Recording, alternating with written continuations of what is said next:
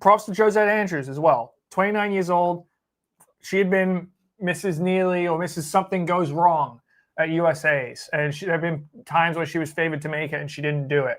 And this year she makes the team. It was close. She had to battle for her spot at USA's. Like it wasn't entirely convincing, but she did finish third and get that third spot. And then she goes to the Diamond League final and gets second in the Diamond League final. And now she's sixth in the World Championships. If it wasn't for Shelby, that would tie the highest finish ever by an American in the women's 5,000 at a global championship. So really great season for her. And Robert, in the mix zone, she was saying like how proud she was of the OAC performance at this meet. She said, everyone we sent to this meet got into the final.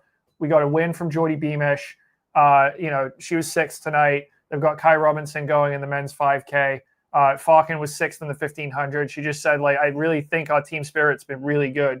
And obviously there are some high-profile athletes who didn't make it to the World Championships, but the ones who are here for OAC are performing. And in terms of why she did so well this meet, I think she just said every year there's been some sort of hiccup and something had gone wrong or an injury. It was bad timing a lot of times going into USA's. This year, no setbacks or anything. And that's why she thinks she had her best season ever. But the OAC, you had a point there, Robert?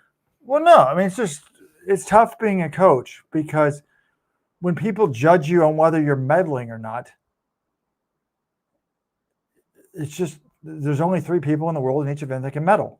I've always thought there's a lot of good coaches, and we've seen that with, some of these people coaching one-off people, like high school coaches. Grant Fisher's coaching is the best. But a month ago, before this Worlds, it was like, this is a terrible year for the OAC. They're having a disastrous year. No year at Naguse. No Ollie Hoare. The Harvard woman's not here. Like there were so many people, but it's a large team. So what I always say, the law of averages.